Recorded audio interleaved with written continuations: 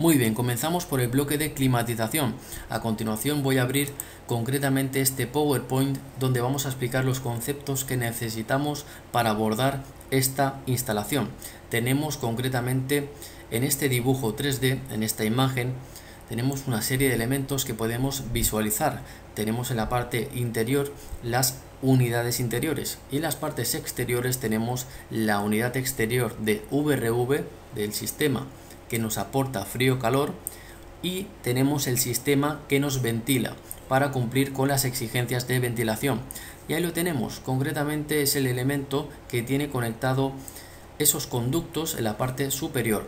Eso es la unidad que tiene el recuperador entálpico en su interior. Entonces, teniendo este concepto claro, que tenemos este sistema separado que también lo podríamos tener unido en la misma máquina, como ya hemos explicado con anterioridad. Fíjense, tenemos el conducto de impulsión, el conducto de extracción, el aire cruzado que entra con respecto al que se expulsa, generándose esa recuperación de calor. Esa recuperación de calor se genera en base a este principio. Tenemos aquí el recuperador de placas y fíjense cómo funciona el sistema. Sencillamente es un elemento que nos almacena ese frío o calor del aire que nosotros estamos tratando en el interior. Lo podemos ver aquí, estamos gastando una energía para nosotros aclimatar este espacio. Esa energía es a base del sistema o el ciclo de frío que ya hemos explicado, que se genera en esta parte de aquí. El ciclo de frío está totalmente introducido en esta parte de aquí, en esas baterías de climatización de esta máquina. Luego tenemos los ventiladores y luego tenemos los respectivos filtros también, porque esta máquina tiene filtros para absorber o limpiar las impurezas del aire.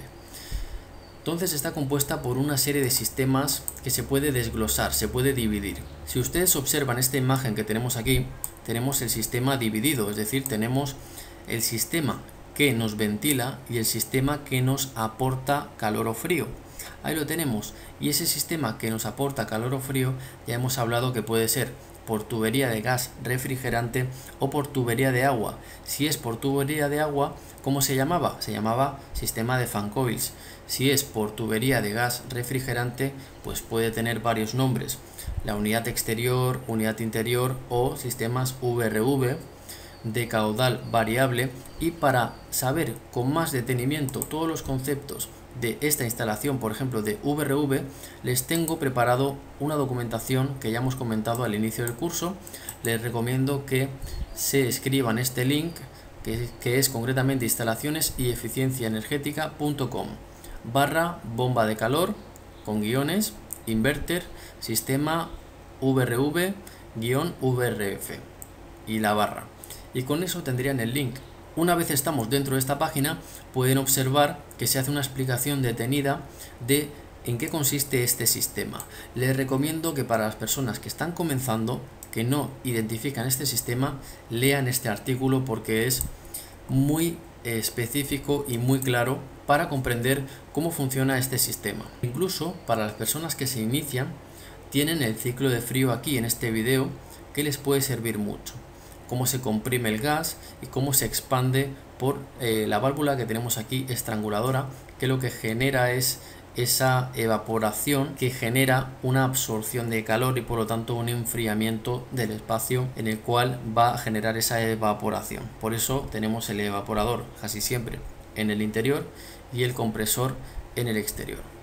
Muy bien, pero no vamos a dar muchas vueltas a este tema. Les dejo el artículo y pueden ir identificando los conceptos. Luego también hay un concepto interesante que es el COP, que es la relación de lo que se enfría o se calienta dentro del habitáculo con la relación de lo que se consume a nivel energético, es decir, a nivel de electricidad.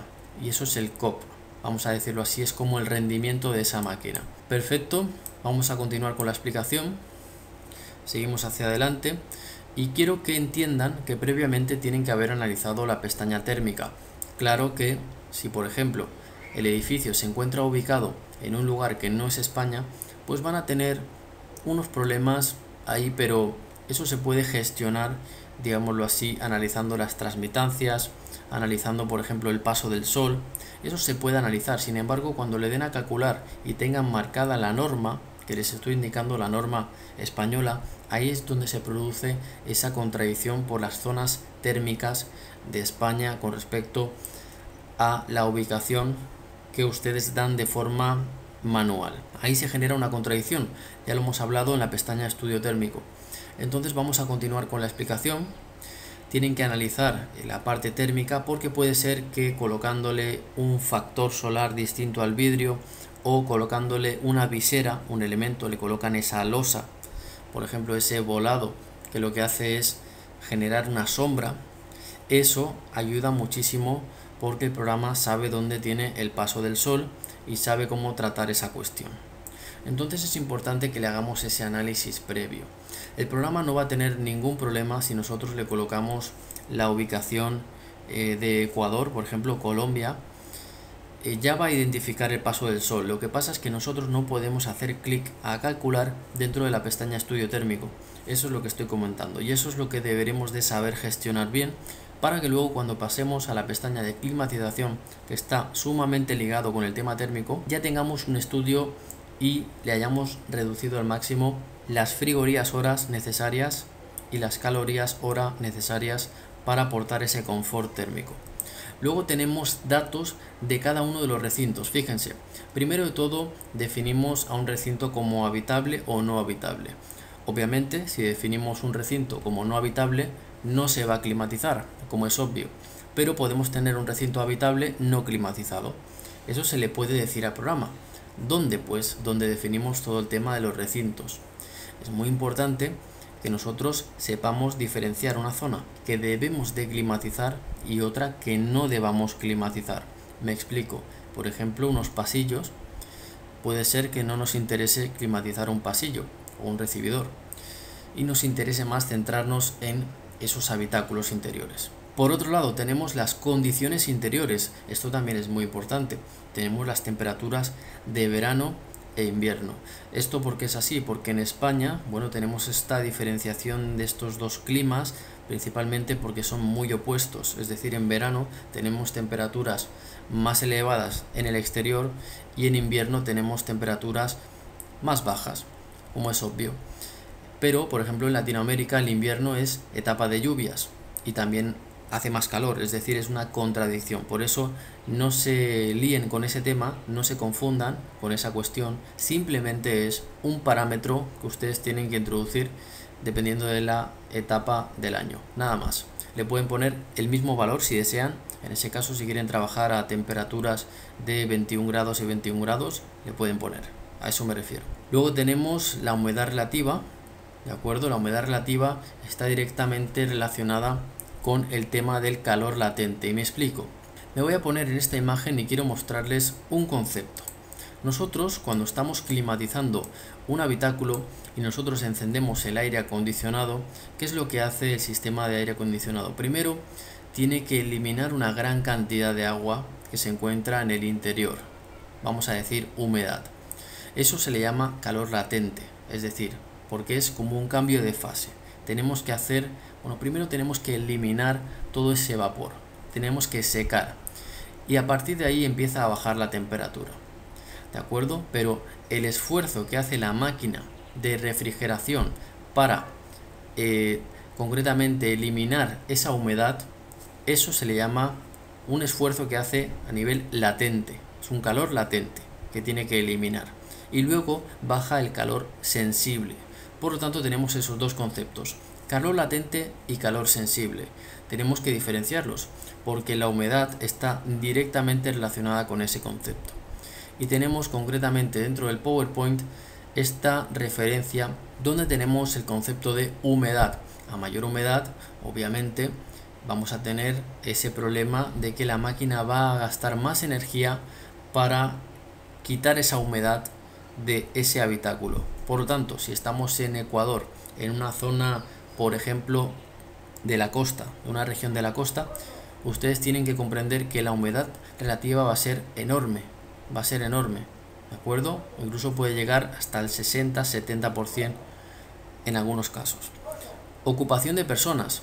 Tenemos aquí esa ocupación de personas que también genera una humedad, ¿de acuerdo? El programa ya sabe cuánta humedad genera cada persona pues cuando respira. cuando exhala aire. Se está incorporando una humedad al ambiente. Luego también las personas generan un calor sensible, ¿de acuerdo? Generan un calor latente y un calor sensible. Tenemos también una potencia instalada de iluminación que va a afectar. Fíjense, el programa está aportando 17.2 kilocalorías por metro cuadrado, ¿de acuerdo? Kilocalorías hora por metro cuadrado. Muy bien, y tenemos concretamente donde dice ventilación, un caudal mínimo de ventilación por persona. Esto sí que es interesante porque está directamente relacionado con este recuperador de calor, que también a su vez nos va a suministrar ese aire nuevo. Es un aire nuevo, pero que ha pasado por esa recuperación de calor. Tenemos el caudal mínimo de ventilación por superficie y el programa lo que hace es toma el mayor de estos dos resultados. En este caso habría que hacer una multiplicación del número 6 por las personas, bueno, por el caudal mínimo por persona. También podríamos hacerlo por el metro cuadrado y sacar el valor mayor de los dos. El programa ya lo hace. Muy bien, sigamos con la explicación. Vamos avanzando y fíjense, tenemos concretamente los datos con los que va a trabajar el programa. Pues sencillamente de toda esa larga lista de cuestiones que hemos estado comentando, el programa solamente va a necesitar las frigorías hora que necesita para el momento más desfavorable, las cargas máximas de calefacción, kilocalorías hora, en este caso sería para el día pésimo, el caudal de ventilación, ¿de acuerdo?, en litros por segundo. Muy bien, sigamos con la explicación. Tenemos la solución 1, es un sistema centralizado en cubierta, es un sistema que ya tiene todos los elementos, tiene la impulsión de aire y tiene la recogida de aire y a su vez tiene el recuperador de calor.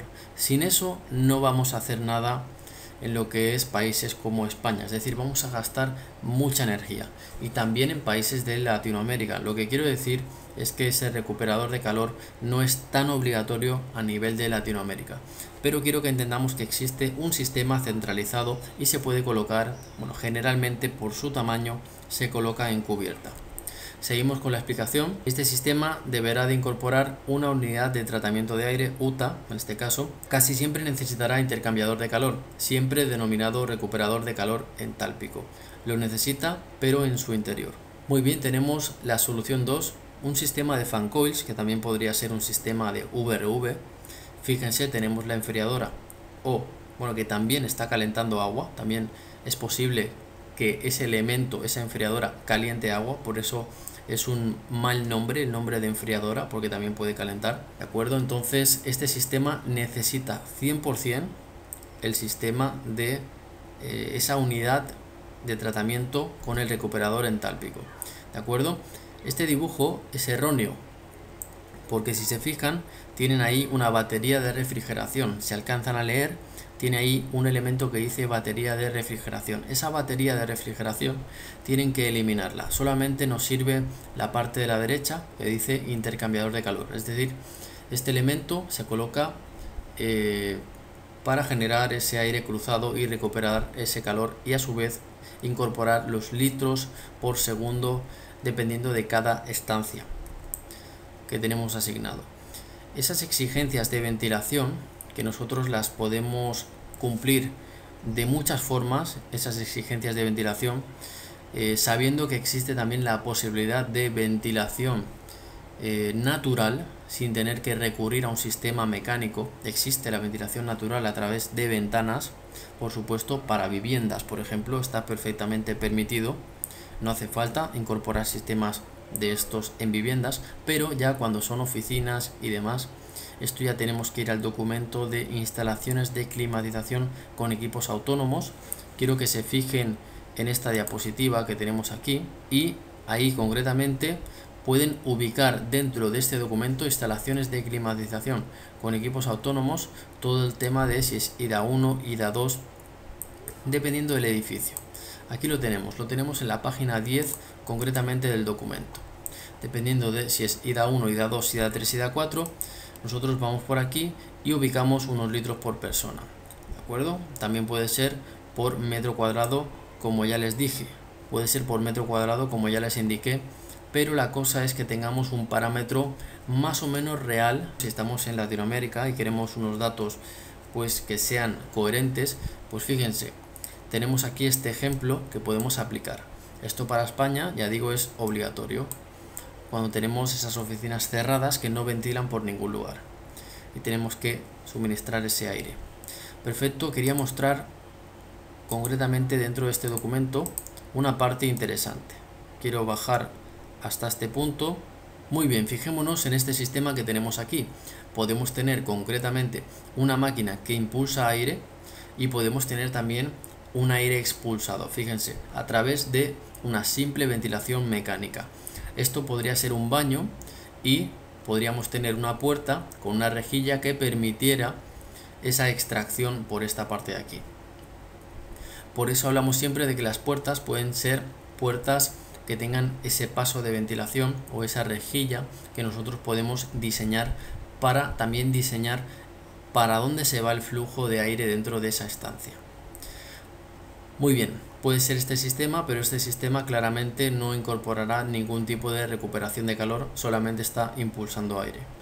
Muy bien, y aquí ya tenemos marcado el recuperador, fíjese, recuperador de calor, que lo pueden leer aquí, en esta parte de aquí, y se simboliza con este rombo que tenemos aquí o este cuadrado girado, que lo que simboliza es ese flujo cruzado de aire con el intercambiador que tenemos ahí. Muy bien, sigamos con la explicación, vamos hacia adelante.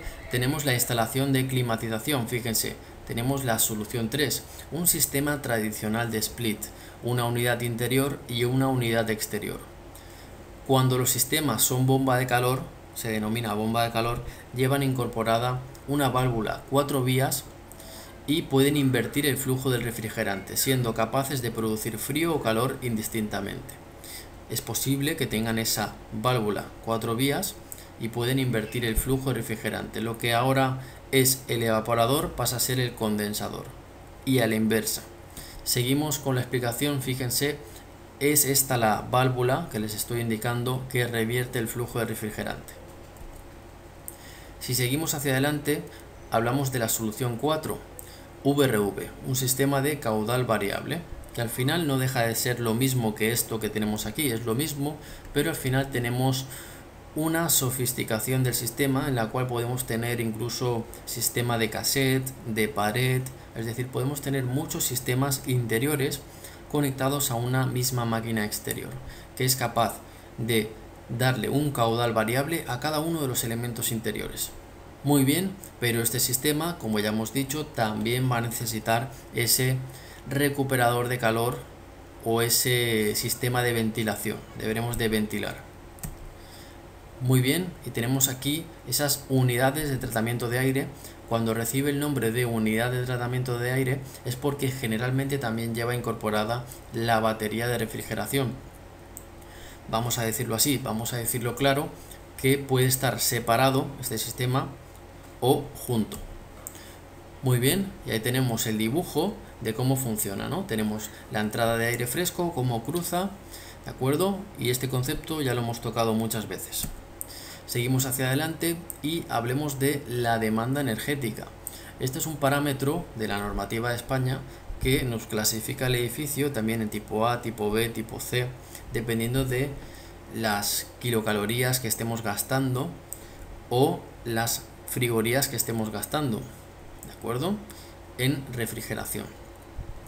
Muy bien, entonces tenemos que tener en cuenta que tenemos que bajar al máximo ese dato para que nuestro edificio sea eficiente. Bueno, todas estas cuestiones que definimos dentro del recinto, nosotros podemos indicar la eficiencia térmica del recuperador de calor, muy importante. Esto es muy importante, obviamente no son sistemas a 100% eficientes. Recomiendo en este caso preguntar al fabricante y si no tienen datos le colocan un valor de 50. Muy bien, y tenemos ahí todos los datos que nosotros rellenamos. Podemos dejarle por defecto unidad 3 que le marcamos ahí en ventilación, o podemos nosotros indicar que sea por persona el cálculo o que sea por unidad de superficie, o podemos nosotros incluso definir numéricamente cuánto queremos ventilar.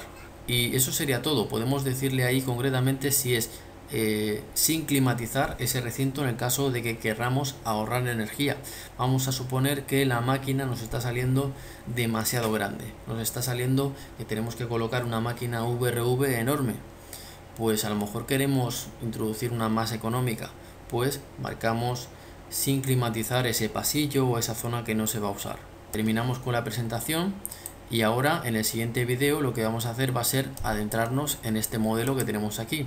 Si yo hago una vista 3D y muestro el edificio, vamos a ver que tenemos esa serie de elementos que vamos a aprender a introducir e interpretar los resultados que el programa nos va generando. Tenemos que familiarizarnos con los conceptos de rejilla de impulsión, rejilla de retorno, conducto, recuperador entálpico, unidad de VRV, tubería de gas refrigerante. ¿Y qué más tenemos que tratar aquí?